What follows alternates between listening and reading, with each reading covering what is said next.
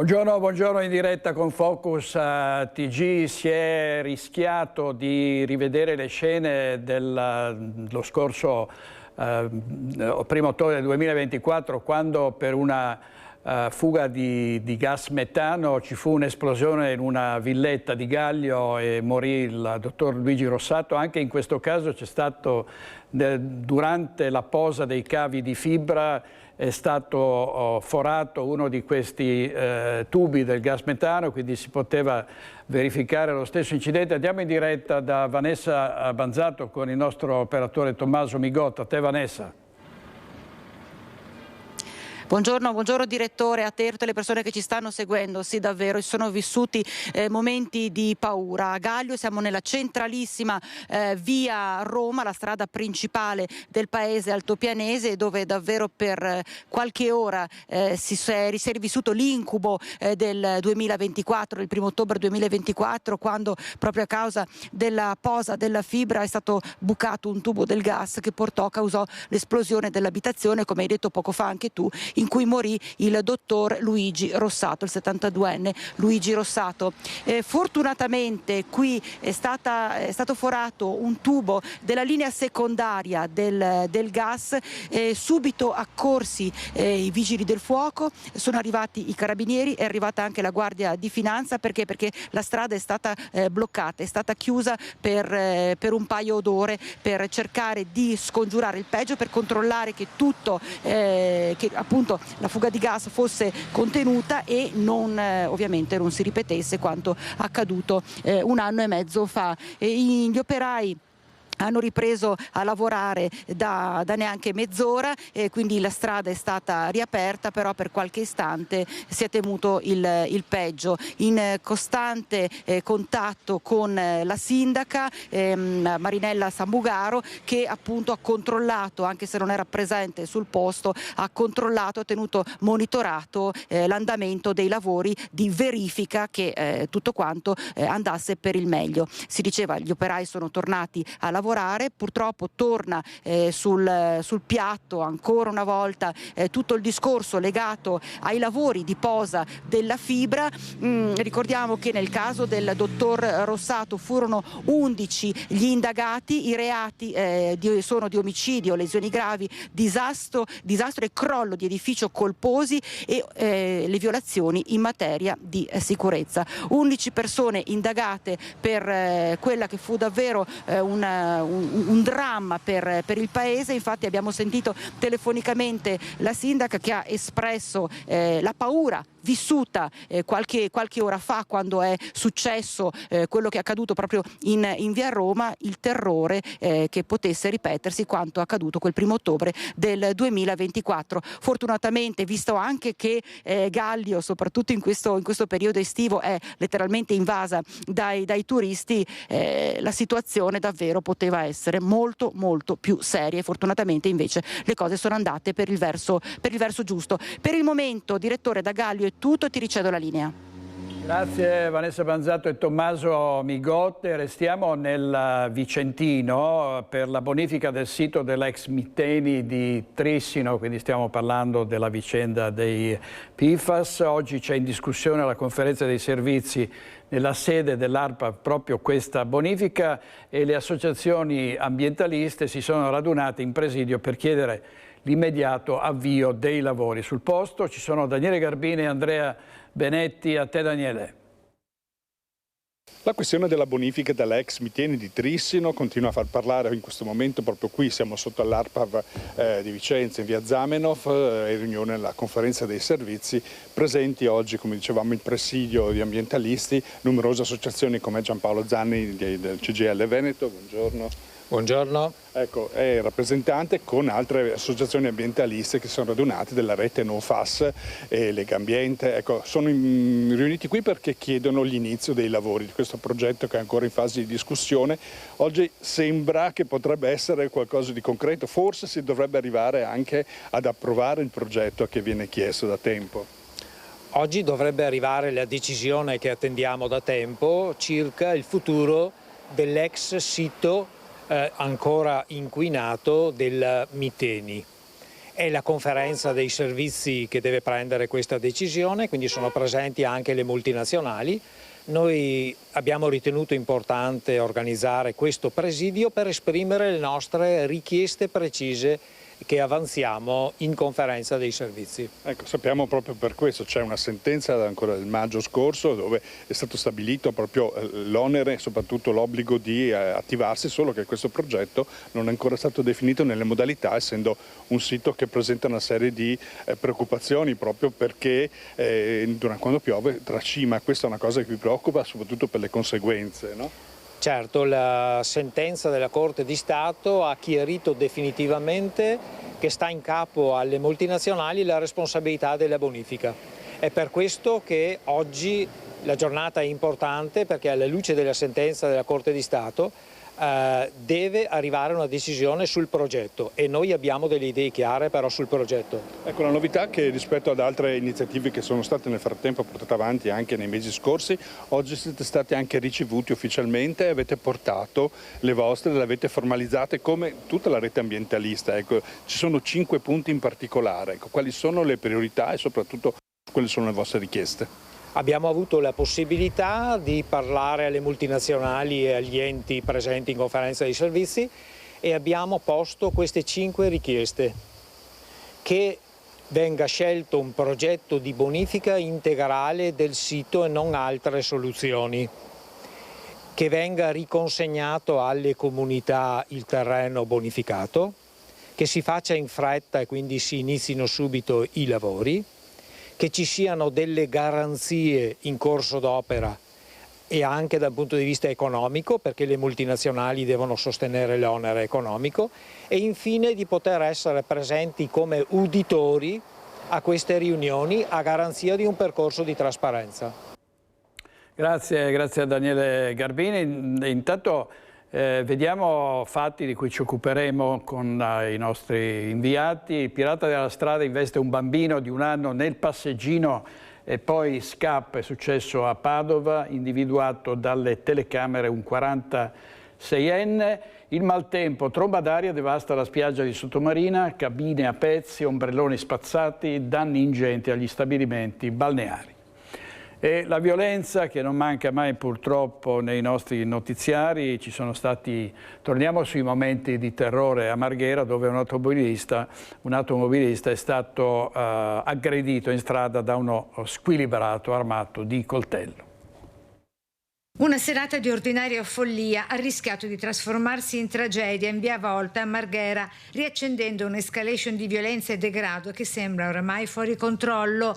Luca, questo automobilista di 55 anni, residente a Marghera, tra le 20 e le 20:30 è stato violentemente aggredito e minacciato di morte da un uomo di circa 50 anni, italiano del posto, affetto da gravi problemi psichici, che brandiva un grosso coltello da cucina e che, notando di essere osservato, si è scagliato improvvisamente contro la vettura sotto lo sguardo terrorizzato dell'automobilista e proprio mentre quest'ultimo stava segnalando agli agenti della locale la presenza del pericoloso individuo. Mi sono fermato e stavo segnalando alla polizia locale che c'era il soggetto, tra cui lui è venuto dopo di corsa, per fortuna ero chiuso sulla macchina, e cominciando davanti a maledirmi e minacciandomi di morte: ti ammazzo, ti sgosso, col coltello sbandando davanti il parabrezza, colpendo anche l'auto con i pugni e col coltello sul vetro. L'aggressore armato di coltello pare sia dedito a recarsi nelle ex colonne feline del posto per dare in realtà da mangiare a topi e pantegane. In quello stato di palese follia avrebbe tentato di scardinare con violenza i finestrini dell'auto per raggiungere il conducente. La cosa incredibile è che girava in bicicletta ma armato di coltello. Sì, un coltello lungo circa dei 30-25 cm di la lama, quelli della cucina, e con un bel spessore. L'episodio si inserisce in un contesto urbano di violenza in strada in cui il degrado e la frequenza di reati violenti continuano a generare forte allarme sociale tra la cittadinanza ed è ancora ricoverata in osservazione in codice arancio con un grave trauma cranico la sessantenne di via Fratelli Bandiera che poche ore prima insieme al marito era stata massacrata di pugni al volto da uno sconosciuto per un parcheggio sotto casa. Un mese fa, sempre qui in via Fratelli Bandiera, il drammatico caso dell'aiuto cuoco di origine bengalese di Venezia, Rakeb Kashem, aggredito a morte. Servizio di Anna Maria Parisi. Sentiamo Marta Zatta su un'altra aggressione per un campanello suonato per sbaglio. Si è presentato alla porta con una katana. È accaduto a Padova, dove un 39enne è stato denunciato dopo essersi introdotto nell'appartamento dei vicini. Un campanello scambiato per l'interruttore della luce scatena una reazione spropositata. È accaduto a Padova, dove un uomo è entrato in casa dei vicini con una katana. Secondo la ricostruzione dei carabinieri, tutto è iniziato quando alcune ragazze, uscendo nel vano scale di un condominio nella zona nord di Padova, hanno suonato accidentalmente il campanello dell'appartamento sbagliato. Poco dopo il vicino, un cittadino cinese di 39 anni, si sarebbe introdotto nell'abitazione di una famiglia originaria del Bangladesh attraverso la porta rimasta aperta, impugnando una katana di 49 centimetri e cercando le giovani, che nel frattempo si erano rifugiate in una stanza. L'intervento dei familiari ha evitato conseguenze più gravi, costringendo l'uomo a rientrare nel proprio appartamento. Sul posto sono intervenuti i carabinieri della sezione radiomobile di Padova, che hanno recuperato l'arma utilizzata e successivamente eseguito una perquisizione dell'abitazione. Nel corso del controllo sono state trovate altre 26 armi bianche, 2 katana, 5 spade e 19 pugnali, tutti custoditi all'interno di un ripostiglio. Dagli accertamenti è emerso che il 39enne non aveva alcun titolo per detenerle e non aveva mai denunciato il possesso. L'intero arsenale è stato quindi sequestrato. L'uomo è stato denunciato per violazione di domicilio, minaccia aggravata e possesso e detenzione abusiva di armi. Ora la sua posizione è al vaglio dell'autorità giudiziaria. Cambiamenti climatici e improvvise ondate di maltempo. È successo ieri a Sottomarina. A Chioggia una tromba d'aria ha spazzato via, distrutto cabine in diversi stabilimenti. Andiamo in diretta da Edi Kaliman, a te Edi. Direttore, esatto, buongiorno a te ai telespettatori, ed è proprio qui che ci troviamo, presso i bagni Clodi più colpiti dalla tromba marina, poi diventata tromba d'aria che ha letteralmente spezzato in due i bagni. Siamo con il proprietario Alberto Vianello, che ringrazio e saluto per essere qui con noi. Che cosa è successo ieri sera? Erano circa le 8:30. Buongiorno. Allora, circa le 8:30 una tromba d'aria è salita dal mare, sostanzialmente ha tagliato a metà completamente lo stabilimento, facendo circa 300-400 metri e tirando su lettini, ombrelloni e capanne. Conta di danni non l'abbiamo ancora, ci vorrà un pochettino di tempo, però i nostri ragazzi sostanzialmente sono stati bravissimi, alle 9 erano già qua, hanno sistemato tutta la spiaggia e questa mattina più o meno era quasi tutto in ordine. Siamo qui, direttore, proprio perché sono state le cabine alle nostre spalle ad essere prese dal vento, dalla tromba d'aria, ad essere catapultate circa 200 metri più avanti a noi, dove si trova, al di là della siepe, un supermercato, e sono arrivate proprio lì. Hanno subito dei danni, però i ragazzi sono riusciti a prenderle e rimetterle in sesto. Assolutamente sì, questa mattina le capanne, ieri sera ombrelloni e lettini, sono stati bravissimi, e volevo ringraziare anche gli stabilimenti di tutto il litorale, perché subito si sono informati, hanno chiamato per sentire se avevamo anche bisogno di una mano. Che momenti avete vissuto quando avete cominciato a vedere che questa tromba marina comunque continuava ad alimentarsi? Allora, momenti veramente terrificanti. Immagino che se fosse stato in mezzo alla gente sarebbe successo qualcosa di molto molto più grave. Feriti sicuramente, non voglio pensare ad altro. Fortunatamente non c'era nessuno, era in mezzo alle capanne, era un orario in cui non c'era più nessuno, per cui è andata bene, solo danni a materiali e basta. Grazie Alberto. Sindaco, che mi ha raggiunto qui al bagno Clodia. Sindaco, lei diceva era prevista allerta gialla temporali, ma non abbiamo aperto il COC proprio perché era prevista allerta gialla, un peggioramento invece meteo che è arrivato in modo molto molto repentino e che non potevamo prevedere. Esatto, buongiorno direttore, buongiorno agli ascoltatori. Sì, era prevista l'allerta gialla, quindi non abbiamo neanche attivato il COC, l'avevamo attivato con l'allerta arancione di qualche giorno fa, però purtroppo le immagini sono state veramente immagini paurose e brutte. Io pensavo veramente alle condizioni che si potesse trovare poi lo stabilimento balneare, tant'è che i danni ci sono stati ingenti, anche i bagnini che hanno lavorato tutta la notte, la solidarietà anche degli altri stabilimenti balneari che hanno chiesto se c'era bisogno di aiuto proprio per sistemare in fretta anche lo stabilimento. La Camera di Commercio di Venezia che mi ha contattato mi ha detto che metteranno a disposizione una somma da dividere verso gli stabilimenti balneari, diciamo, a favore loro, insomma, di quelli che hanno subito maggiormente i danni. Ecco, questa mattina ero qua, ho trovato praticamente lo stabilimento quasi ordinato perché hanno lavorato veramente tutta la notte. Però approfitto di questo momento per dire alle persone che è bello riprendere il tornado, la tromba marina. Sono immagini bellissime perché comunque fanno parte della natura,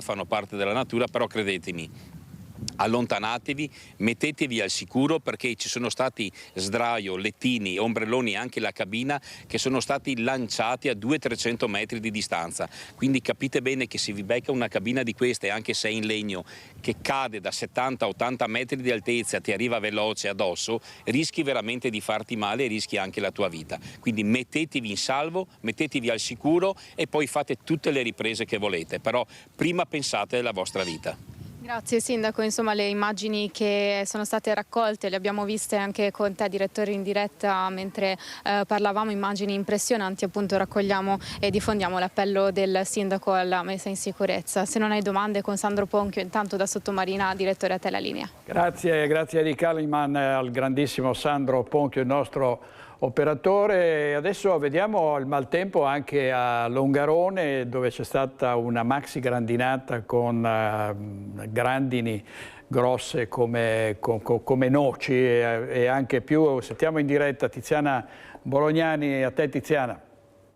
Un fortunale a Belluno attorno alle 18:30, preceduto da una grandinata mai vista a Longarone. Ha colpito per lo più la zona industriale, la frazione di Igne, causando danni importanti, fortunatamente non a edifici pubblici. Siamo con il sindaco di Longarone, Roberto Padrin, e a lui, naturalmente a lei, sindaco, chiediamo che cosa è accaduto ieri pomeriggio, a metà del pomeriggio. Un fulmine a ciel sereno, si può proprio dire. Sì, perché era appena passato un temporale, poi il cielo si era rasserenato e a quel punto lì si è richiuso e quindi è arrivata questa grandinata che su Longarone, devo dire la sincera verità, io non ho ricordi perché poi c'è un clima abbastanza secco. Di solito Belluno, Ponte nelle Alpi sono più soggetti a temporali e a questi fenomeni. Invece questa volta ci ha colpito, ma soprattutto ha colpito tutte le vetture che erano in zona industriale, quelle diciamo così che non erano protette, e quindi i danni sono ingenti. Adesso stiamo valutando di chiedere emergenza, di capire quale strada percorrere per venire incontro anche alle esigenze di alcune aziende, le quali hanno sospeso alcune anche la produzione, e ovviamente veicoli e anche altro. Lei ci assicura che comunque non ci sono stati danni alle aziende, alle strutture aziendali, ma che questi danni siano solo confinati all'aspetto privato. La qualcosa naturalmente in assenza di assicurazioni fa diventare molto più pesante la probabilità di poter avere dei ristori. Sì, noi adesso abbiamo fatto un po' di sopralluoghi anche con la mia squadra operai, abbiamo visto ci sono anche delle piccole frenette in alcune zone di montagna che stiamo cercando di sistemare, che insomma non sono state particolarmente gravi, però quello che adesso è da capire è proprio di sincerarsi nei confronti delle nostre aziende quali sono appunto i danni che hanno subito, perché alcune sono state allagate. Insomma è stata veramente una bomba d'acqua terribile e che quindi deve farci un po' anche riflettere in prospettiva futura, perché i cambiamenti climatici comporteranno nei prossimi anni proprio fenomeni e situazioni che in passato non si erano mai verificate.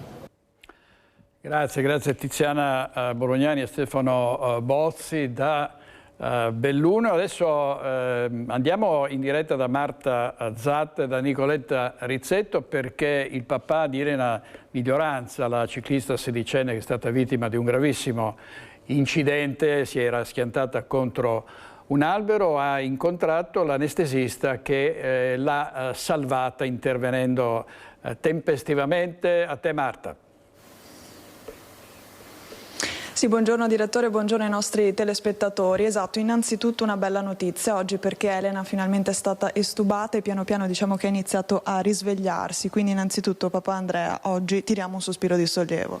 Sì, sono stati giorni difficili e oggi questa bella notizia ci fa essere più allegri. E anche oggi insomma il giorno anche per dire grazie alla dottoressa Silvia D'Orazio, perché senza il suo aiuto, oltre a quello di tutti gli altri sanitari, insomma sarebbe andata magari in modo diverso, quindi anche oggi è il giorno per dire grazie. Certamente, sono sicuro, lei dice non ho fatto niente di particolare nel mio lavoro, sono sicuro che qualsiasi altro medico nella stessa situazione sarebbe intervenuto. Però domenica c'era lei, c'era Silvia, quindi il mio ringraziamento va a lei. Non entro nella parte tecnica di quello che ha fatto perché non è di mia competenza, ma io sono arrivato quando Elena...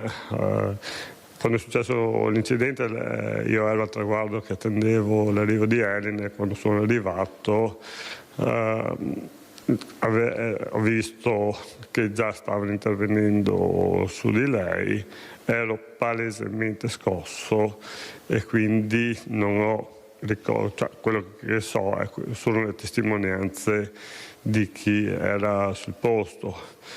Mi hanno detto che ha fatto un intervento importante, nel dettaglio poi sarà Silvia a descriverlo perché non è di mia competenza, però sicuramente un grazie è il minimo che posso fare.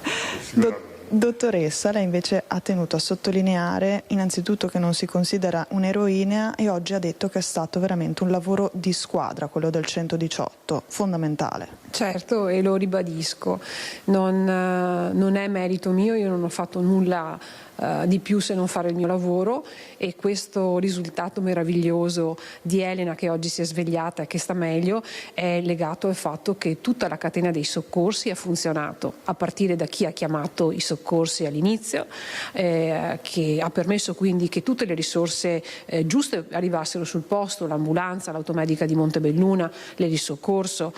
Un complimento va ai volontari che avevano già attuato le prime manovre di soccorso, sono stati bravi a fare quello che potevano fare in quel momento.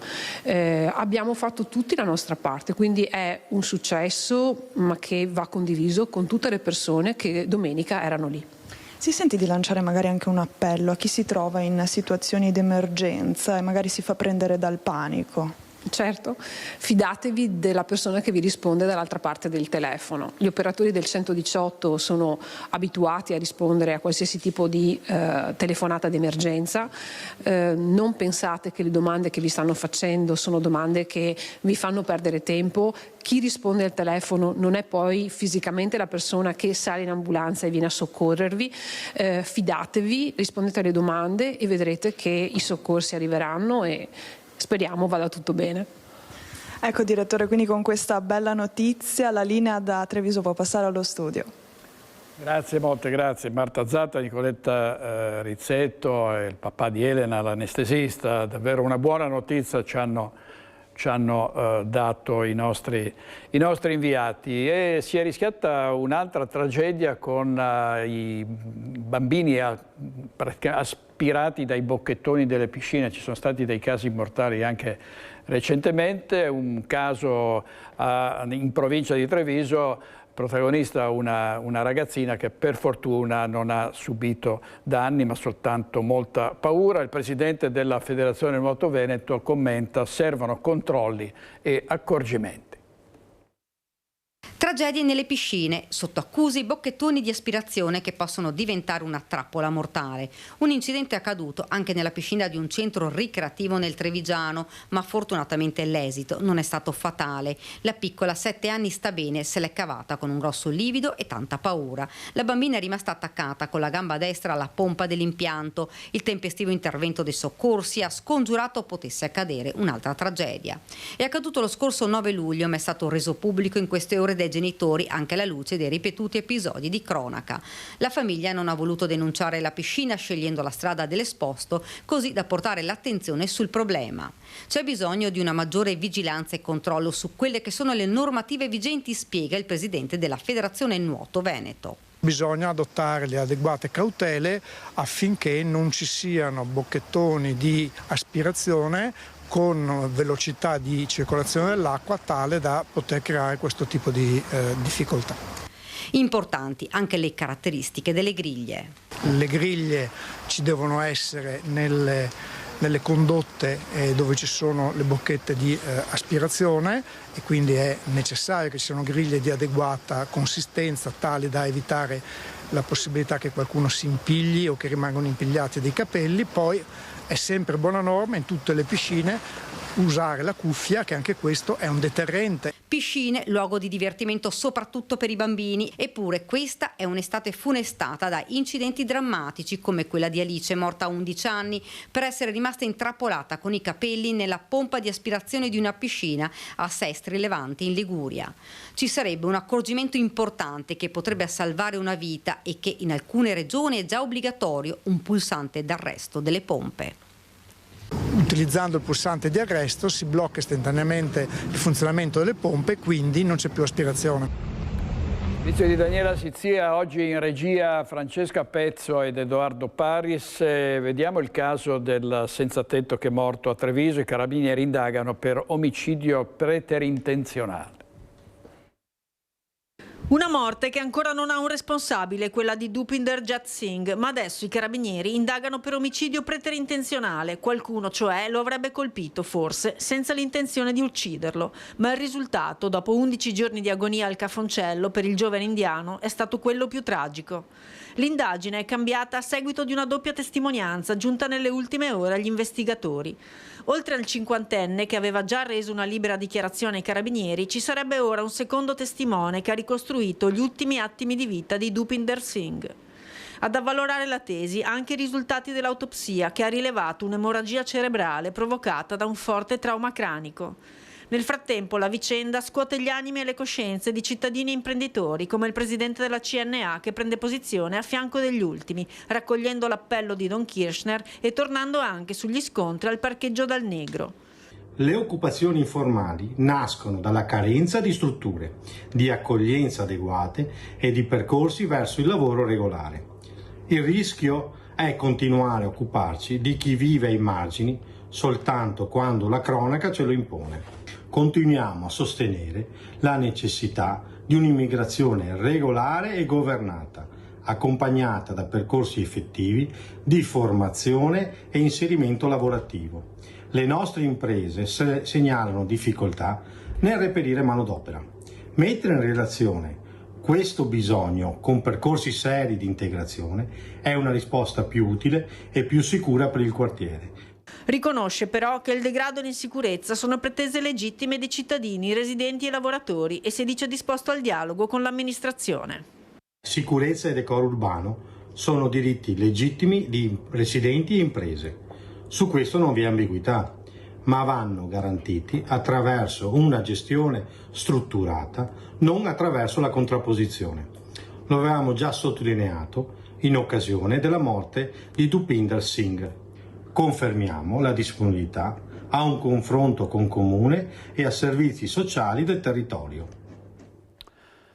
Aveva investito un passeggino con la sua auto alcuni giorni fa in via Volturno a Padova e questo pirata della strada è stato identificato e denunciato dalla polizia locale. Andiamo in diretta da Federico Fusetti con Federico Cibotto per la parte tecnica. Te Federico.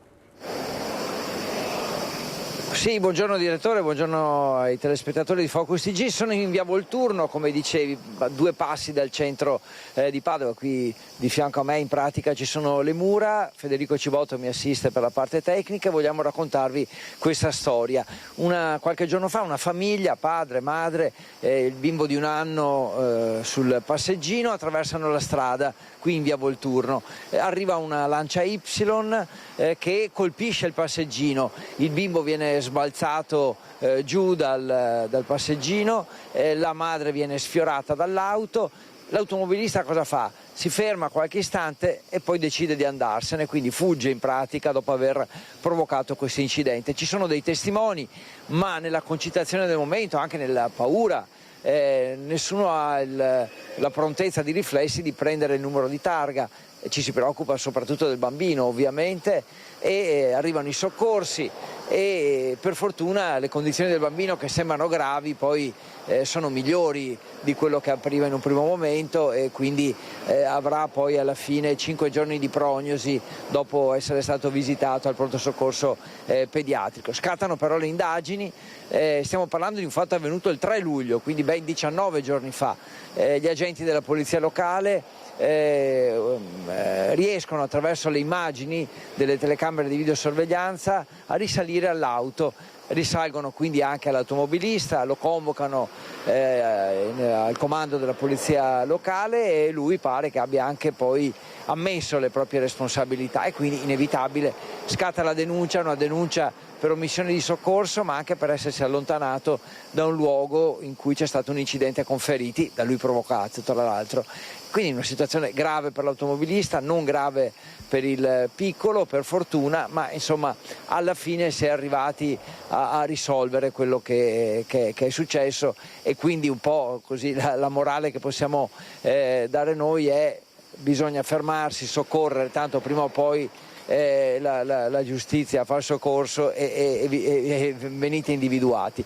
Tra l'altro un piccolo inciso su questa strada, direttore, via Volturno, un paio d'anni fa è diventata a doppio senso di circolazione, siamo, come dicevo, proprio fuori dalle mura, e prima era a senso unico, quindi il traffico è notevolmente aumentato. Vedete, Federico Cibotto vi sta mostrando anche gli autobus che arrivano, che passano di qua, quindi ci sono attraversamenti pedonali anche rialzati, ma c'è anche un traffico notevole. Questo ovviamente non vuole essere minimamente una giustificazione per quello che è accaduto, anzi è un invito, proprio perché il traffico è intenso, un invito agli automobilisti ad andare ancora più piano, perché insomma i pedoni hanno sempre la precedenza, come è ovvio.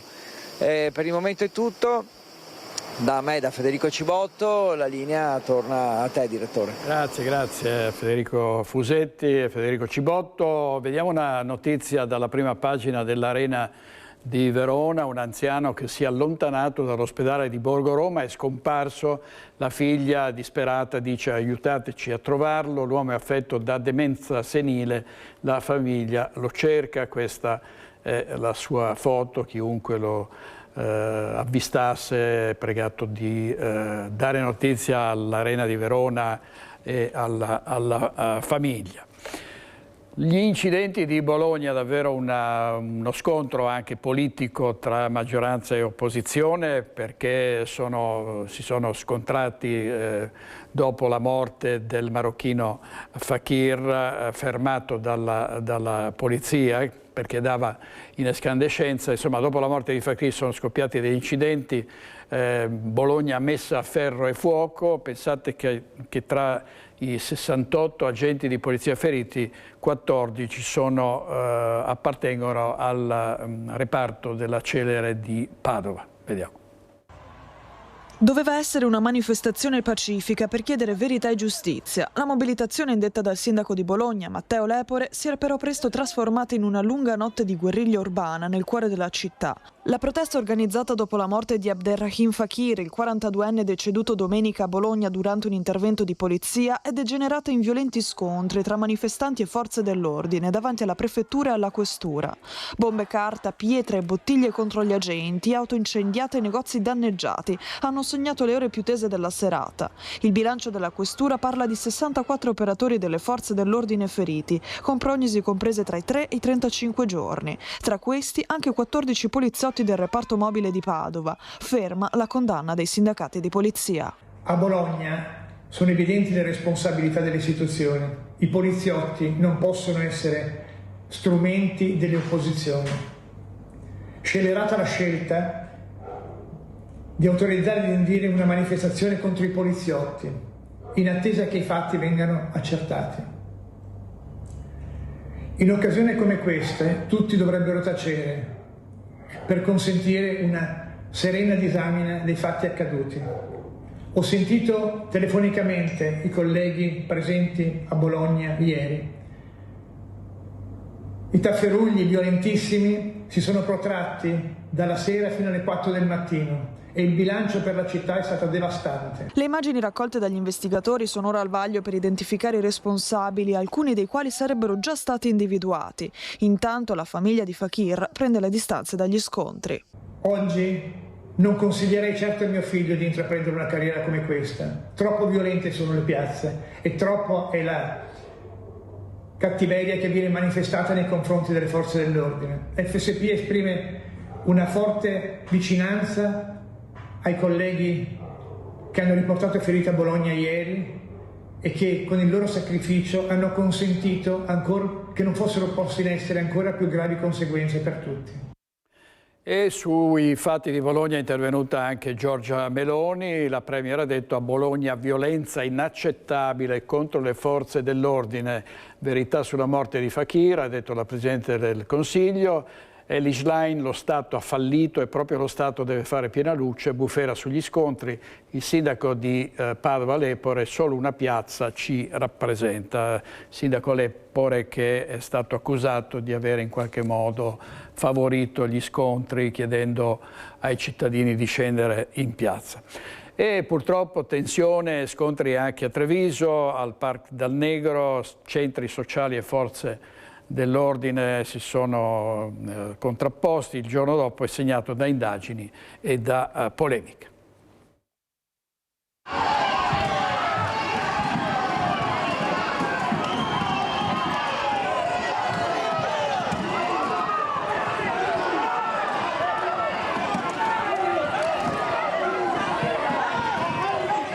Il giorno dopo la tempesta, la quiete dentro e fuori il Parc dal Negro è solo apparente, con la Digos che sta procedendo su 2 fronti investigativi. Il primo riguarda i tafferugli con gli spintoni cui sono seguite le manganellate, il secondo la mancanza di autorizzazioni del sit-in dei centri sociali come reazione a quello promosso dalla formazione Prima i Trevigiani al grido remigrazione e stop degrado. Attimi di tensione inediti per Treviso con il sindaco che pretende la linea dura.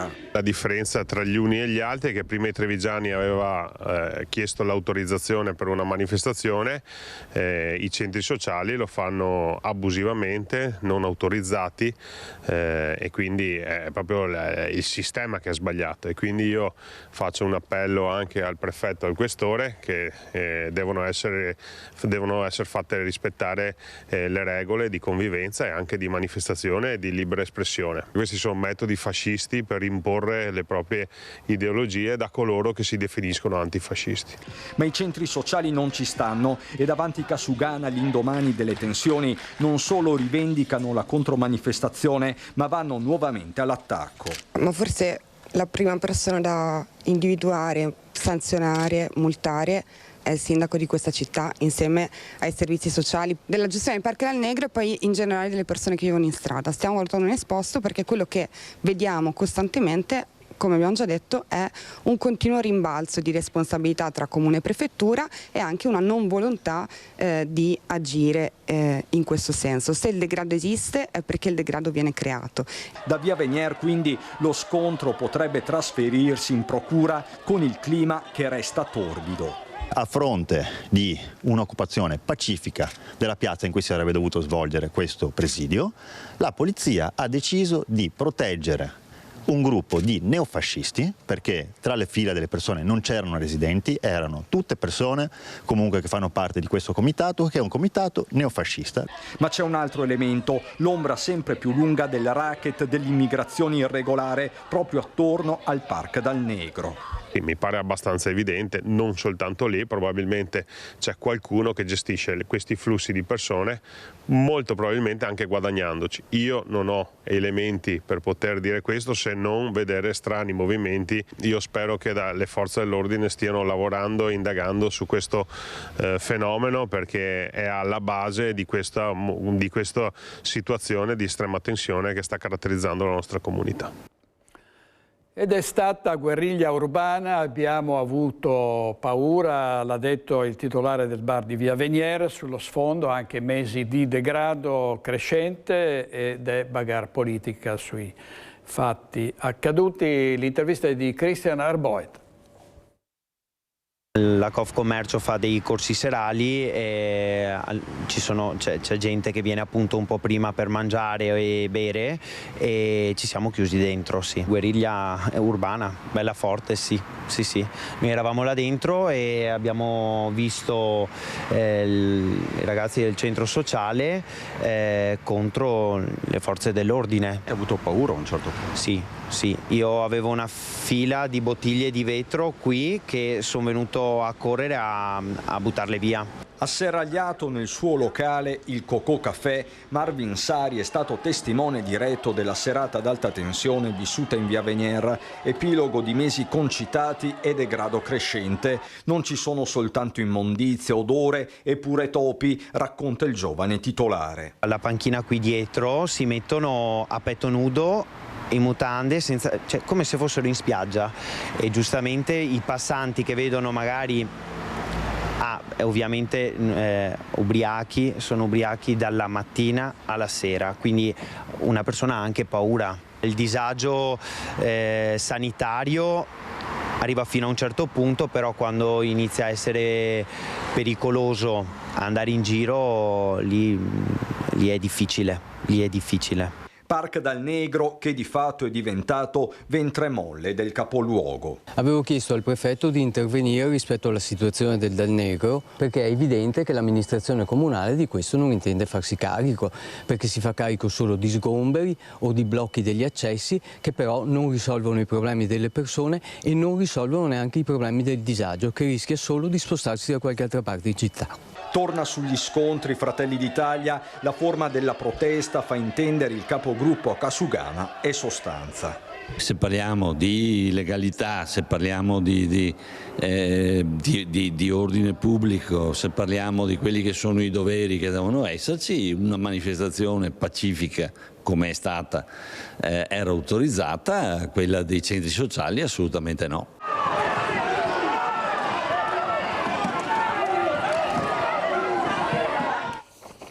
Una buona notizia da paese dove era scomparso Roberto Minato, un 45enne che si era allontanato da casa giovedì 16 luglio facendo perdere le proprie tracce. L'uomo è stato ritrovato e quindi questa vicenda si è conclusa positivamente, perché ovviamente in queste circostanze si teme sempre che possa essere accaduto il peggio. La cronaca, ancora la cronaca, un quarantenne è arrestato per maltrattamenti, un provvedimento firmato d'urgenza dal magistrato. Sentiamo Federico Fusetti. Un uomo di 40 anni è stato arrestato a 2 Carrare con l'accusa di maltrattamenti nei confronti della compagna. E si tratta del fratello di Mattia Caruso, il 31enne ucciso ad Abano Terme nel settembre del 2022 con una coltellata al cuore dopo una lite dalla fidanzata Valentina Boscaro, condannata in via definitiva per l'omicidio a 17 anni di reclusione che sconterà nel carcere di Montorio Veronese. A far scattare l'arresto del fratello la denuncia della compagna per i suoi comportamenti violenti, che hanno indotto il giudice a far eseguire l'arresto dai carabinieri della compagnia di Abano Terme. Ora il quarantenne è in carcere al 2 Palazzi di Padova in attesa dell'udienza di convalida, nella quale il GIP dovrà anche stabilire se sia necessario che l'uomo rimanga in carcere o se potranno essere adottate misure alternative.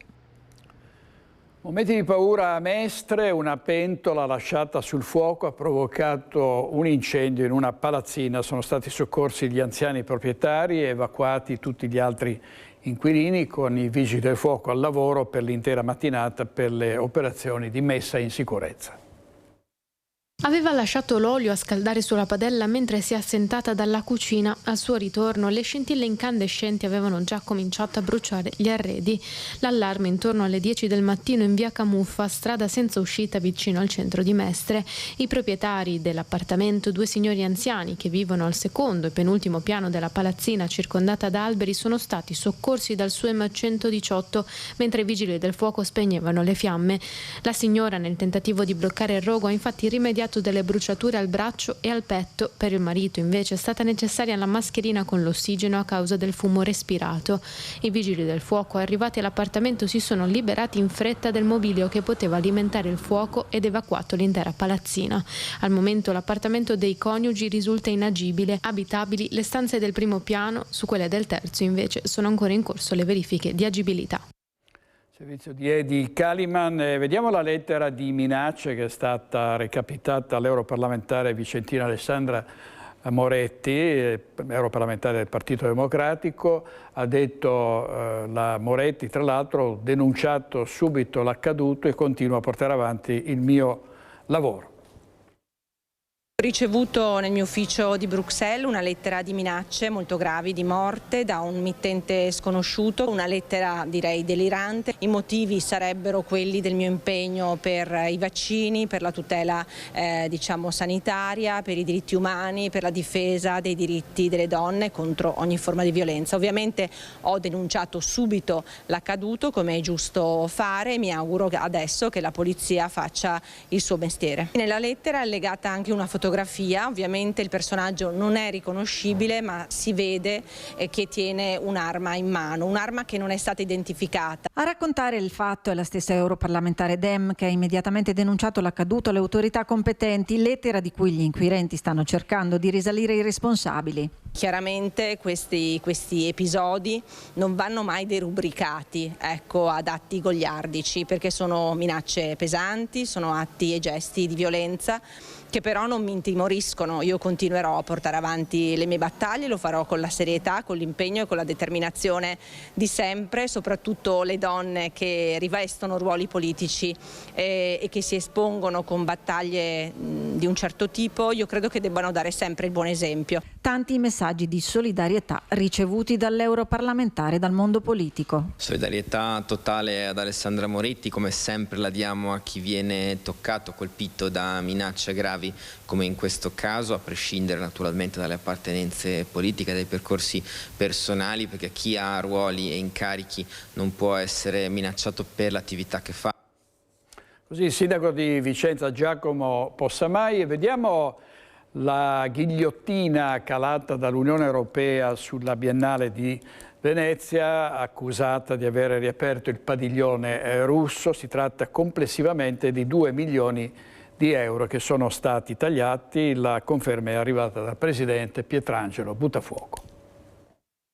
L'Agenzia Esecutiva Europea per l'Istruzione e la Cultura, ente dell'Unione che gestisce i finanziamenti, ha ufficialmente deciso di revocare 2 milioni di euro di fondi alla Biennale di Venezia. La decisione in seguito allo scorso 11 luglio in cui la Commissione Europea aveva raccomandato all'Agenzia stessa di togliere i finanziamenti a causa della decisione da parte della direzione della mostra di riaprire quest'anno il padiglione russo, escluso dal 2022 in seguito all'invasione russa dell'Ucraina. Decisione che ha avuto compimento nelle ultime ore. La discussione si protrae però da mesi, da ancora prima che la Biennale d'Arte aprisse i battenti. A nulla sono valse le spiegazioni della Fondazione. Per la Commissione di Bruxelles la presenza della Russia non andava confermata, anzi avrebbe dovuto essere negata dalla Biennale stessa. In risposta l'Unione ha dunque cancellato il finanziamento. Intanto però l'istituzione culturale veneziana nell'ultima seduta del CDA, prevedendo questo taglio, ha già accantonato l'importo per coprire l'ammanco e quindi non avere ripercussioni nella propria attività e programmi. L'avvertenza dell'Electrolux, ci sono passi in avanti con un tavolo che è stato convocato al Ministero perché la multinazionale è disposta a rivedere il piano industriale, ma i sindacati non si fidano. Sentiamo. Da un piano industriale irricevibile a un confronto vero e proprio che porta con sé anche delle note positive, ma la strada per trovare un accordo sull'avvertenza Electrolux è ancora lunga e con molte zone d'ombra. Il tavolo svolto al Ministero delle Imprese del Made in Italy, alla presenza di vertici dell'azienda, regioni, comuni, Confindustria e sindacati, ha prodotto, secondo il ministro Adolfo Urso, un primo significativo cambio di passo. Creare le condizioni per ricercare una soluzione condivisa e sostenibile era il nostro obiettivo. l'obiettivo, aggiunge, dando appuntamento all'azienda al 6 di ottobre, scadenza entro la quale Urso si aspetta la presentazione di un nuovo piano industriale che salvaguardi produzione e posti di lavoro. Electrolux si è detta disponibile a impegnarsi per una risoluzione positiva dell'avvertenza. Cosa questo significhi poi nella pratica, secondo le parti sindacali, non è chiaro. FIOM, WILM e FIM parlano di piccoli passi in avanti ancora insufficienti. Sicuramente serve un intervento pubblico e l'azienda però deve confermare e meglio specificare cosa intende per mantenere i siti italiani, anche quello di Susegana, produttivi e rispettare quella che sia la capacità produttiva sostenibile per il futuro. Non ci starebbe bene riaffrontare queste crisi in maniera ciclica. Mancano le garanzie in termini di volumi e continuità occupazionale, dal momento che in ballo rimangono 1.700 esuberi in tutta Italia. L'azienda ha ribadito le sue difficoltà, ma ha anche annunciato che ci sono dei margini per rivedere il piano industriale. Le RSU dello stabilimento di Susegana chiedono che alle parole seguano i fatti. Electrolux, dicono, deve cancellare formalmente l'ipotesi degli esuberi e confermare la salvaguardia di tutti i siti. Il mese di settembre rischia dunque di essere decisivo, soprattutto a livello di scelte europee. È un momento di aspettativa per vedere cosa cambia nella politica europea, perché la crisi della Germania si sta portando dietro il manufatturiero di tutta Europa e su questo là. E allora sicuramente si sta lavorando in questo senso e in questo senso si possono trovare gli spazi per calmierare la situazione. E prevale il pessimismo anche per la crisi della Hydro e siamo a Feltre, sentiamo che novità ci sono da Fabio Fioravanzi. Hydro, l'advisor incaricato dalla multinazionale, avrebbe individuato un unico soggetto interessato all'acquisizione, ma solo per la fonderia e quindi solo per una trentina degli attuali 83 lavoratori impiegati nello stabilimento feltrino, mentre le istituzioni, con il sindaco Viviana Fusaro in prima fila, chiedono una soluzione globale. Oggi con FIOM, CGIL e FIM CISL l'assemblea dei lavoratori. Noi abbiamo sempre sostenuto che questa azienda deve essere mantenuta così com'è e quindi il perimetro industriale, il perimetro occupazionale deve essere mantenuto. Oggi invece siamo in una condizione per la quale quello che ci viene prospettato è una cessione di una parte dell'azienda e il riassorbimento di una parte dei lavoratori, e quindi siamo qui a chiedere alle istituzioni di intervenire, perché è una soluzione che tutti abbiamo condiviso non essere praticabile, invece oggi sembra quella più probabile. Nessuno può obbligare Hydro a cedere l'intero perimetro aziendale e c'è da credere che non abbia alcuna intenzione di mettere in campo un futuro competitor in un mercato come quello dell'alluminio di cui è leader. Legittimo provarci, ma difficile credere ci siano concrete speranze di fare cambiare idea ai vertici della multinazionale. 17 lavoratori della TB Metal, monocommittente di Hydro, che faceva le terze lavorazioni, sono in cassa integrazione perché l'azienda ha dichiarato il trasferimento a 260 km da qui. Gli 8 dipendenti della logistica sono stati licenziati, quindi i primi effetti sull'occupazione feltrina della decisione di Hydro già si vedono, e quindi secondo noi una possibilità alternativa ci potrebbe essere. Il problema è che non è stata indagata, evidentemente, perché le intenzioni di Hydro sono quelle di cedere solo una parte dello stabilimento e quindi la fonderia, ma noi l'abbiamo detto fin dall'inizio che per noi non era una soluzione praticabile. Allora adesso andiamo in diretta da Lucio Zanato a Treviso, perché abbiamo due vicende da raccontarvi, quella di un disabile contro Cassusana con il TAR che ha annullato la condanna, e poi anche la questione degli autovelox dopo l'omologazione. A te Lucio. Buongiorno direttore, buongiorno ai telespettatori di Rete Veneta. Sì, sono con l'avvocato Fabio Capraro. Perché? Perché la storia è molto semplice. Una tettoia, un gazebo sostanzialmente a casa di una signora disabile, evidentemente ha dato fastidio a qualcuno, hanno allertato il comune ha imposto la demolizione, in più aveva anche chiesto una sorta di risarcimento danni. La signora non ci stava a questa, diciamo così, imposizione, allora si è rivolta all'avvocato Fabio Capraro. E adesso cosa è successo?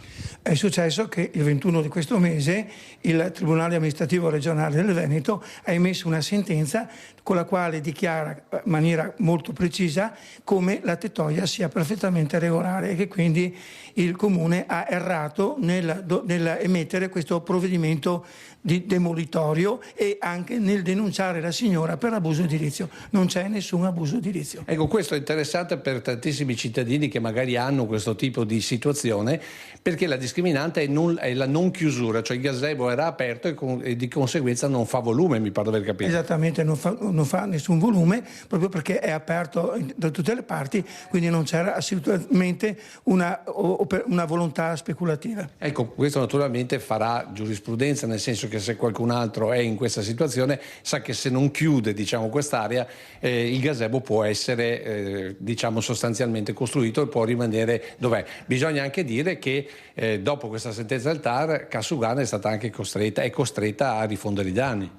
Sì, è stata condannata alle spese di soccombenza. È chiaro, quando uno promuove una causa ingiustamente o la provoca, in questo caso il giudice può, come nel caso, condannare alle spese legali. Ecco, va detto che tutta questa storia deve servire anche alle amministrazioni comunali, voi dite? Beh, indubbiamente questo chiarifica, specifica meglio la lettura di determinate norme e può far sì che si eviti per il futuro, è meno auspicabile, che i comuni si comportino in questa maniera. Ecco, questo è il primo argomento. L'altro argomento ancora più popolare, direttore, è quello sugli autovelox, perché non c'è volta che arriviamo qui dall'avvocato Fabio Capraro e non c'è volta che gli chiediamo il punto della situazione. Allora, giusto per capire, ci sono 84 autovelox che sono stati spenti in tutta la regione, ma ce ne sono degli altri che sono ancora accesi perché secondo i sindaci questi risponderebbero alle omologazioni stabilite dal decreto Salvini.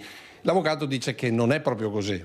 Beh, premetto che si sono già espressi autorevoli professionisti sul punto e cioè non può un ministro con un atto di natura amministrativa far sì che autovelox che hanno avuto solo l'approvazione siano automaticamente anche omologati, perché nel decreto Salvini si dice questo: tutti gli strumenti entrati in vigore dopo il 2017 io li considero omologati, ma purtroppo per il dottor Salvini l'atto amministrativo non ha la forza della legge, è una fonte di diritto secondaria.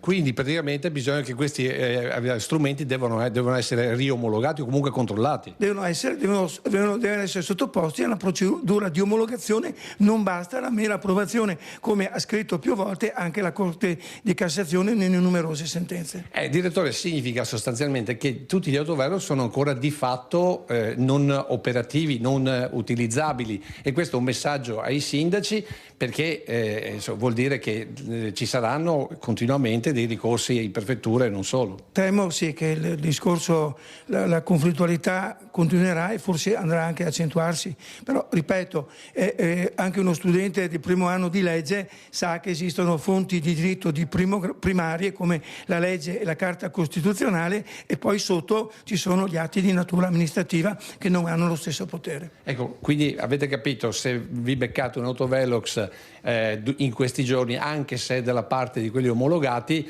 è facile che sia possibile fare il ricorso e quindi l'annullamento della sanzione. Detto questo, direttore, se non hai domande ti restituisco la linea. Grazie Lucio, grazie molte a te, all'avvocato Capraro, e sentiamo una notizia importante per l'autonomia, perché oggi c'è stato il via libera alla Camera dopo quello del Senato allo schema di intesa preliminare tra il Governo e la Regione Veneto per l'attribuzione di ulteriori forme e condizioni particolari di autonomia nelle materie protezione civile, professioni, previdenza complementare integrativa, tutela della salute, coordinamento della finanza pubblica. Il Presidente della Regione del Veneto, Alberto Stefani, ha espresso la propria soddisfazione, aggiungendo che gli è dispiaciuto sentire da qualcuno che l'autonomia divide l'Italia e crea cittadini di serie B.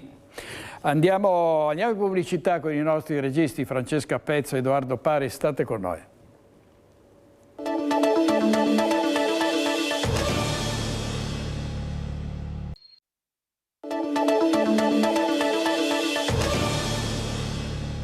Riprendiamo con la politica locale. Raffaele Freda, il candidato unitario per la presidenza di Fratelli d'Italia. Nei prossimi giorni ci sarà l'investitura ufficiale. Ripartiamo dai territori dei municipi, dice il diretto interessato, che parla degli alleati leghisti e della variabile Vannacci con Futuro Nazionale. Dobbiamo ripartire dalle piazze, dai municipi, rincontrare le persone, dagli eventi culturali, dalle scuole di formazione per gli amministratori, e l'anno prossimo appunto ci sono elezioni comunali importanti e anche le elezioni politiche. Si apre fin da ora un doppio fronte per Raffaele Freda, 35 anni avvocato, consigliere comunale di lungo corso a Preganziol e oggi anche in provincia. È lui il candidato unitario per la presidenza di Fratelli d'Italia nella Marca Trevigiana dopo il commissariamento di Emanuele Loperfido, nominato a seguito dell'ingresso di Claudio Borgia in regione. Sono orgoglioso che il partito abbia trovato una convergenza sul mio nome, è qualcosa che ci fa bene perché ci permette di concentrarsi sul territorio, che è quello che deve fare Fratelli d'Italia, anziché sulle beghe tra le correnti del partito o i litigi tra uno o l'altro membro del partito. Anche perché la concorrenza è tutta a destra, in quella Treviso che nonostante tutto da più parti viene ancora definita come la provincia più leghista d'Italia. Quello che so per certo è che Fratelli d'Italia deve giocare un ruolo di soggetto trainante all'interno del centrodestra. In ogni caso all'interno dell'alleanza del centrodestra ci vuole rispetto ed equilibrio. Sicuramente non intendiamo giocare il ruolo dei comprimari in vista delle prossime elezioni amministrative, che nella Marca si tradurranno soprattutto nelle sfide di Conegliano, Montebelluna e Oderzo. Freda già anticipa una nota di metodo. Non pretenderemo tutti i sindaci, cercheremo di trovare appunto un equilibrio rispettoso con gli alleati del centrodestra. Ci sono anche dei sindaci uscenti, su quelle partite probabilmente ci sarà soltanto da mettersi d'accordo per confermare l'unità al momento del voto. Da capire se in questa strategia rientri o meno il generale. Non dobbiamo avere paura della variabile Vannacci. Vannacci dovrebbe anche farci capire cosa vuol fare da grande, perché da un lato strizza l'occhio alla coalizione di centrodestra, dall'altro usa gli stessi argomenti della sinistra per criticare il governo Meloni. Io penso che se l'atteggiamento di Vannacci fosse costruttivo potrebbe esserci un dialogo con la nostra coalizione e non sarebbe un problema. La morte a 83 anni di Mariella Mazzetto, ex consigliera comunale e parlamentare del Carroccio. Leghista della primissima ora, passionaria della politica, Mariella Mazzetto è stata una figura importante della politica padovana. L'ex parlamentare è morta all'età di 83 anni, laureata in pedagogia e insegnante, leghista da subito, tanto da essere eletta nel 1992 alla Camera dei Deputati. Nello stesso anno divenne anche consigliera comunale a Montagnana. Nel 1994 l'incarico più importante, divenne sottosegretaria per la pubblica istruzione nel primo governo Berlusconi. È stata anche consigliera comunale ad Abano Terme, poi nel 2004 fino al 2014 nel Consiglio Comunale di Padova e infine consigliera provinciale fino al 2017. Provocatrice con una grande capacità di animare il dibattito politico, celeberrima la sua foto del 2007 con un maiale fatto passeggiare nel terreno vicino ad un casolare comunale che si diceva destinato a diventare una moschea. A ricordarla oggi anche il leader della Lega Matteo Salvini. Ci lascia Mariella Mazzetto, una straordinaria leghista che ha servito con passione il Veneto e le istituzioni a tutti i livelli, distinguendosi per serietà, competenze e amore per il suo territorio, ha scritto il segretario nazionale del Carroccio. La notizia della scomparsa di Mariella Mazzetto è stata data dal presidente del Veneto Alberto Stefani. Ricordo Mariella per la sua simpatia, per la passione per la politica e per la gente e soprattutto per la sua capacità di fare squadra. Ci mancherà. Il ricordo dell'inizio politico di Mariella Mazzetto con Giampaolo Gobbo. Diciamo che la Mazzetto è stata praticamente introdotta alla politica proprio dalla Marin, la quale mi disse devi insegnarle a farla militante, quindi ricordo che alla sera la portavo in giro per le varie, diciamo, per le varie feste che si facevano della Lega e anche agli incontri politici. Tanti volti della Lega, anche i più giovani, che ricordano il suo impegno, commosso il ricordo di Roberto Marcato. Ci sono persone che conosci da sempre e che da sempre hanno dato passione, entusiasmo, partecipazione e ti sembra che queste persone debbano esistere per sempre. Mariella Mazzetto era una di queste. Era un'amica, era una militante della Lega, è stata la storia della Lega, è stata tanta roba. Fa buon viaggio Mariella. La commozione di Bulldog a Roberto Marcato, che è candidato sindaco da parte della Lega a prossimo sindaco di Padova. C'è stato un lutto anche a sinistra, è morta a 66 anni Aurora D'Agostino, avvocata e anima dei movimentisti.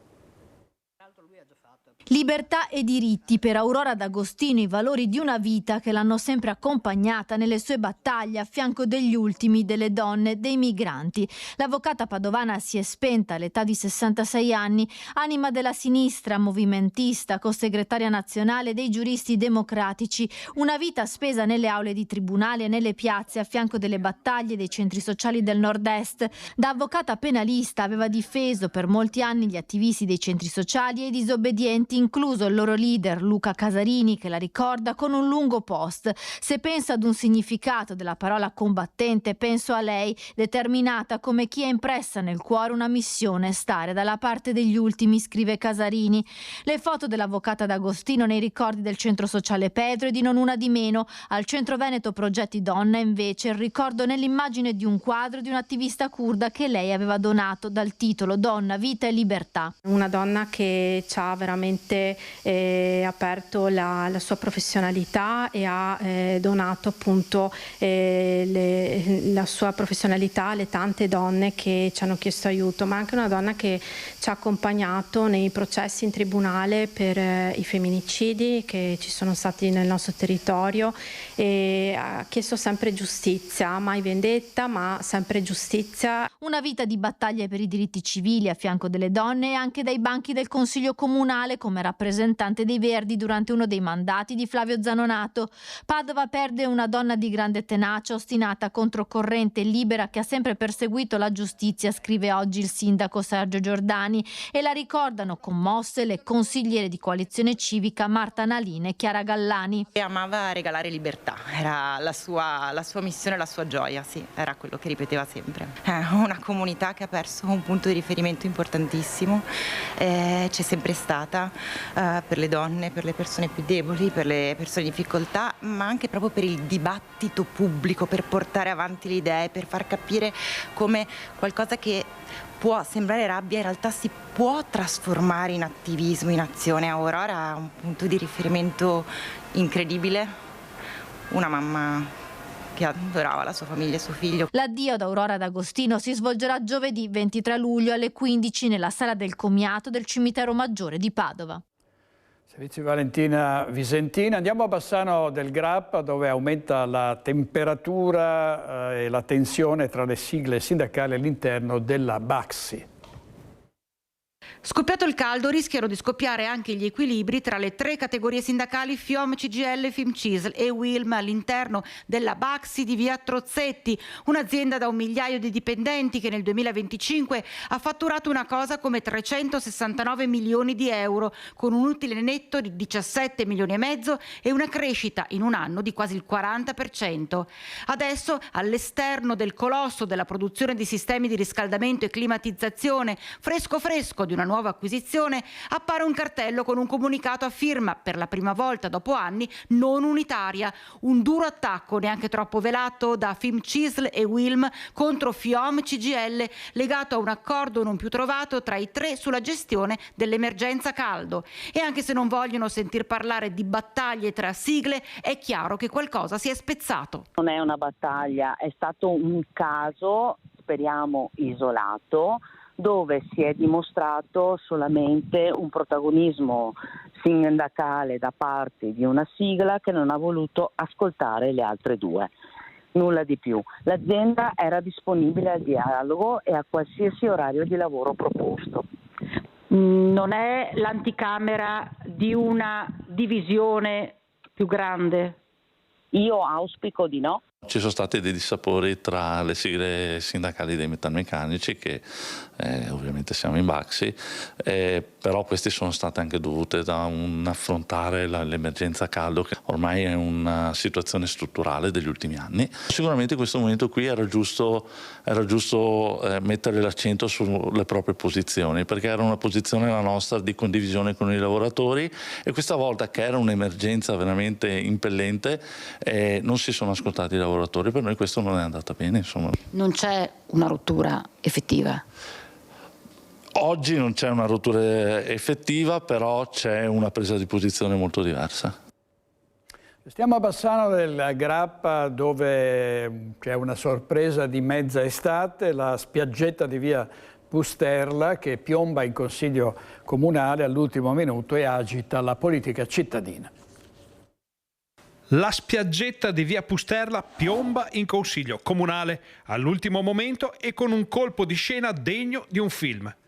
L'accelerazione è tutta delle scorse ore, quando le tessere del mosaico che dovrebbe portare alla riapertura della spiaggetta sono andate al loro posto.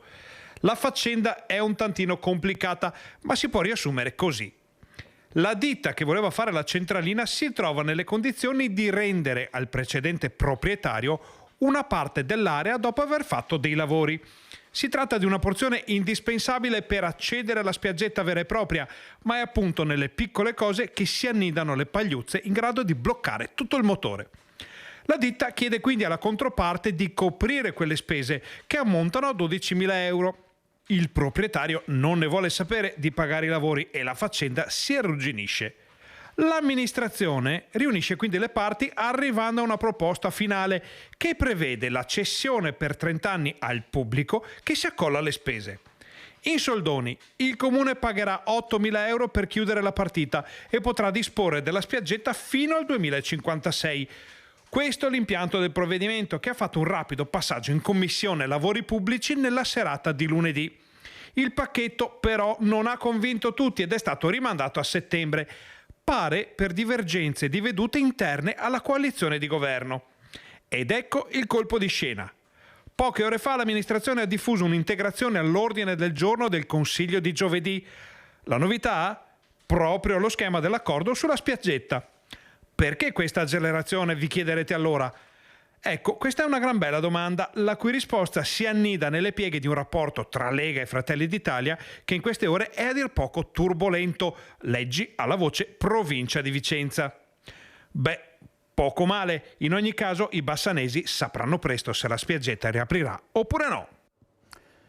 Ferdinando Garavello, e adesso vediamo, dopo la chiusura ennesima senza preavviso dell'accesso alla sua ditta, il titolare della ditta non ci ha più visto e ha deciso di reagire piazzando un furgone in mezzo al cantiere. Sentiamo.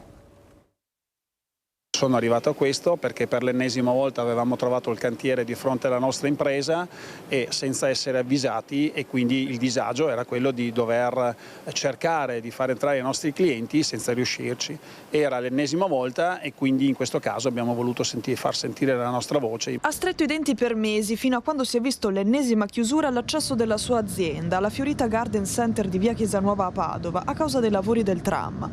Jacopo Giraldo, 57 anni e titolare della ditta, ha per questo deciso di piazzare il suo furgoncino con un cartello con su scritto diritto al lavoro sulle rotaie in costruzione del serpentone blu, bloccando di fatto i lavori che da mesi lo stanno facendo lavorare in condizioni di disagio. Da settembre, quando sono iniziati i lavori, abbiamo visto un calo di quelli che sono i clienti in maniera molto importante, e il calo poi molto fattivo l'abbiamo visto soprattutto nella primavera, che per noi conta il 60% del fatturato, dove abbiamo raggiunto punte di perdita del 30%, quindi molto importanti, tradotti poi in scontrini e in presenza vuol dire circa 2.800 scontrini in meno. La notizia è subito arrivata nei corridoi di Palazzo Moroni e per questo l'assessore alla mobilità Andrea Aragona ha accettato di incontrare l'imprenditore per risolvere la situazione. Ci siamo confrontati sulla questione più dei lavori che dell'opera in sé, abbiamo provato a trovare un accordo per quanto riguarda il passato e anche ragionare su investimenti progettuali per il quartiere di Chiesa Nuova. Noi crediamo che il tram sia un rilancio per il quartiere, ovviamente da solo non basta, siamo disposti a lavorare anche su altre progettualità, ma da parte del Comune, da parte di APS c'è sempre tutta la volontà per andare a risolvere i problemi. Una rassicurazione quella arrivata dal Comune che calma quindi le acque almeno per il momento. Per Giraldo ora è necessario lavorare sulle progettualità future. Non siamo qui a chiedere ristori, però siamo a chiedere progettualità per il territorio. Sono state abbattute piante ed è necessario che questo territorio venga completamente rivisto anche sotto il profilo ambientale. Le imprese hanno subito quelle che sono delle perdite, anche le imprese più storiche. Ragionavo l'altro giorno con un'impresa, con una ferramenta che è qui da 40 anni e ha perso il 45% del suo fatturato, quindi c'è bisogno che ci sia da parte di tutti gli enti quello che risulta essere una progettualità. Non vuol dire ricevere soldi, ma magari una detassazione sì, e magari anziché, come ho letto questa mattina, che si vanno a cercare di condonare 15 milioni di euro di Tari, di prendere gli evasori della Tari e farla pagare per intero, e tutto quello che si può invece deve essere scontato a queste imprese che hanno bisogno di progettualità. Da Padova a Belluno, dove lo skate park comunale è diventato realtà, l'opera attesa da anni è stata realizzata in stretta collaborazione con i ragazzi. Finalmente dopo 10 anni di attesa abbiamo lo skate park, veramente bello, finalmente possiamo fare il nostro sport senza che ci caccino dai posti. Non si tratta solo di strutture, rampe, piramidi e corrimani in discesa. Il nuovo skate park di Belluno, realizzato in un'area ricavata sotto al Ponte degli Alpini, è prima di tutto uno spazio della comunità, un luogo di incontro e socialità progettato assieme ai ragazzi che praticano lo skateboard. Una richiesta che arriva dai nostri cittadini, soprattutto i giovani, di uno spazio che mancava a Belluno, uno spazio sportivo, uno spazio dove c'è dialogo, uno spazio dove si può aggiungere anche amicizie e anche ulteriori conoscenze, e questo è il bello. Un progetto che vale 150.000 euro, nato dall'ascolto delle richieste manifestate dai giovani che sono stati parte attiva durante tutto l'iter realizzativo, dalla promozione di una raccolta firme con quasi 1.500 sottoscriventi alla partecipazione in Consiglio Comunale ai tavoli delle commissioni, dove assieme all'assessore Lorenza De Cunovic e Roberto Alivotto hanno seguito passo passo l'ideazione degli spazi e il design delle strutture. Abbiamo voluto coinvolgere i ragazzi sin dalle primissimi passi, e tanto è vero che la progettazione, per così dire, possiamo considerarla condivisa, o meglio i ragazzi hanno veramente descritto e disegnato lo skate park dei loro sogni. Un parco gratuito e aperto a tutti, fresco del regolamento approvato in Consiglio Comunale, che, fatto salvo il vincolo dell'età minima fissata a 6 anni, dell'obbligo di utilizzo delle protezioni per i minori di 14 e del casco per tutti, anche i maggiorenni, è rimasto volutamente snello ed essenziale nell'ottica di favorire il rispetto reciproco, la sicurezza e l'autogestione degli spazi. Park a Belluno, cosa dire? Let's go! Lo skatepark è bello, siamo tutti contenti che questo progetto sia stato realizzato, soprattutto per Belluno che era, insomma, gli mancava, ecco. Bella il park! Grande Belluno che alla fine ce l'ha fatta a capire che lo skateboard è uno sport e non è vandalismo. Ancora 2 minuti di pubblicità e ritorniamo da voi. A tra poco.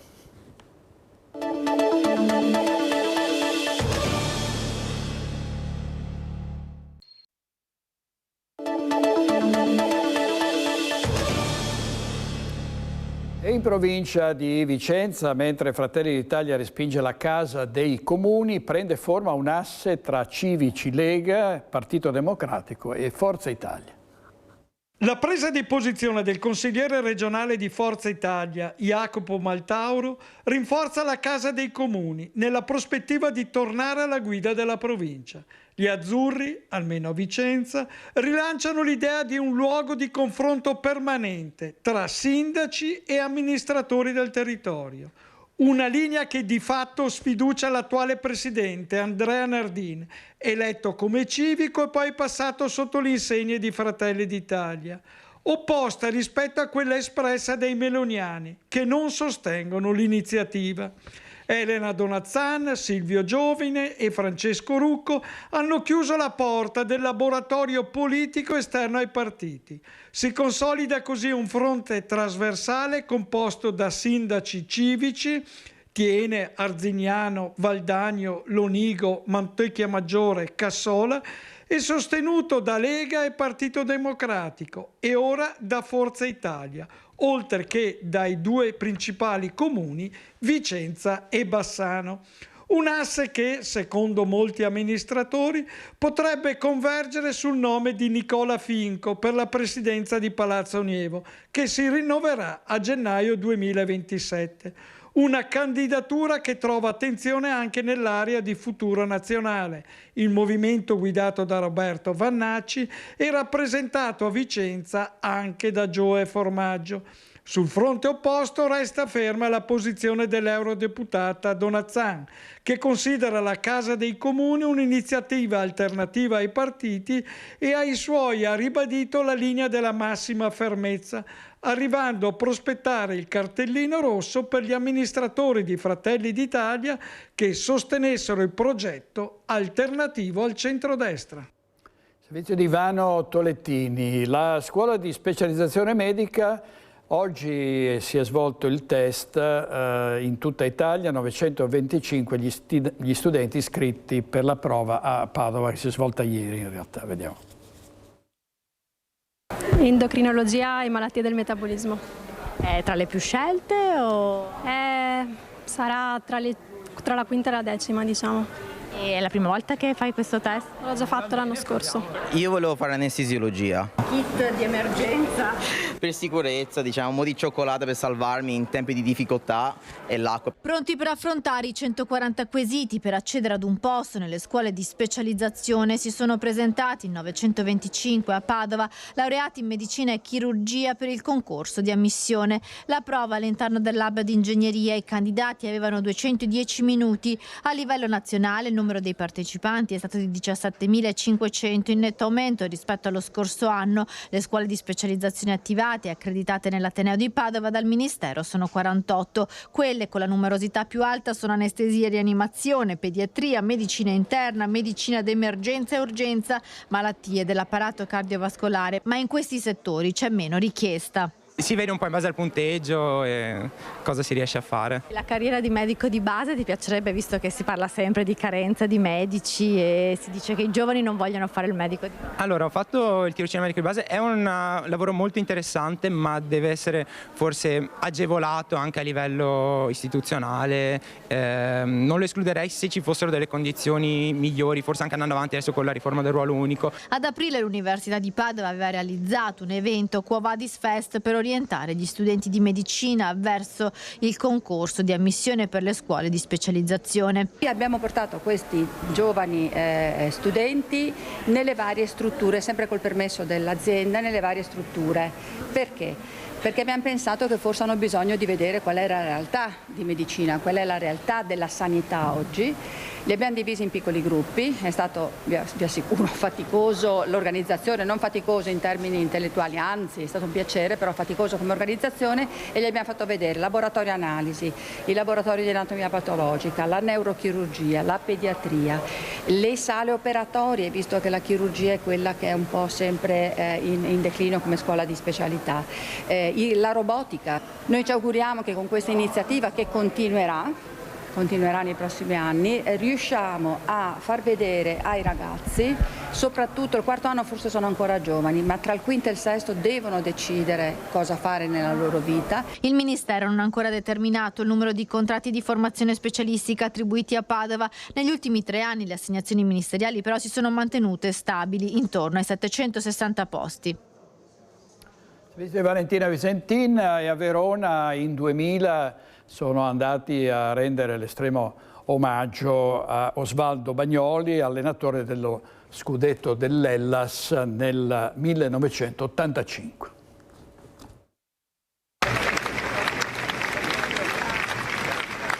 Due ali di folla, striscioni, occhi lucidi. Sul sagrato di San Zeno arriva il feretro di Osvaldo Bagnoli. Per l'addio all'allenatore che guidò il Verona allo scudetto, tifosi e campioni di allora tornano a incontrarsi. La commozione è doppia perché il ricordo va all'uomo e a quell'incredibile avventura, e l'applauso nasce spontaneo dal cuore quando sulla scalinata si radunano i simboli del sogno giallo-blu: Galderisi, Di Gennaro, Elchi, Arfanna, Capitan Tricella e gli altri. Il feretro entra in chiesa seguito dai familiari, ci sono istituzioni, il calcio di allora e di oggi. Qualche istante prima che il rito inizi, sulla bara viene posata la sciarpa del Verona campione d'Italia. La parola di Dio non parla di stadi, di vittorie o sconfitte, dice Monsignor Domenico Pompili, vescovo di Verona, che celebra i funerali, ma di amore donato e ricevuto. Senza accorgersene, senza dirlo neppure a se stesso, Osvaldo è diventato non solo il padre dei suoi ragazzi, ma anche quello di una intera città. Il matrimonio con Rosanna, le figlie Francesca e Monica, da calciatore ad allenatore, sempre rimanendo umile in quella sua perfetta aderenza alla terra, ma con lo sguardo proiettato in avanti. E concludo con una celebre frase di Osvaldo: se cercate i ladri, sono di là. Sì.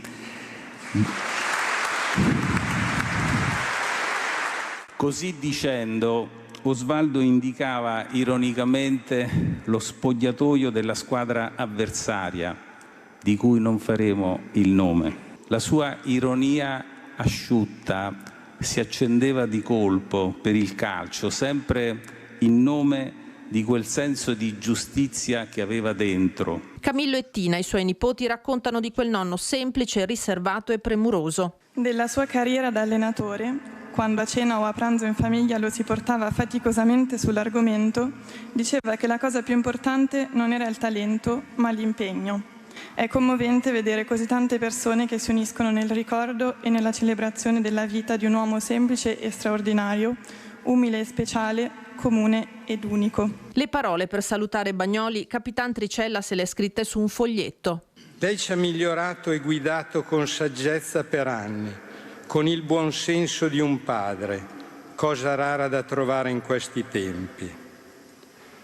Ed eccoci qui, ancora tutti insieme per l'ultimo saluto, con il cuore pesante, ma con lo stesso spirito giovane di allora, perché, anche se diventati grandi, ci sentiamo sempre i suoi ragazzi.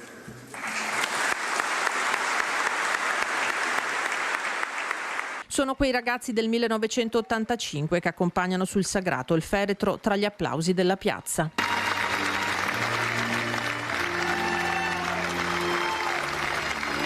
Viene suonato il silenzio, infine tocca ai tifosi salutare a modo loro il loro mister.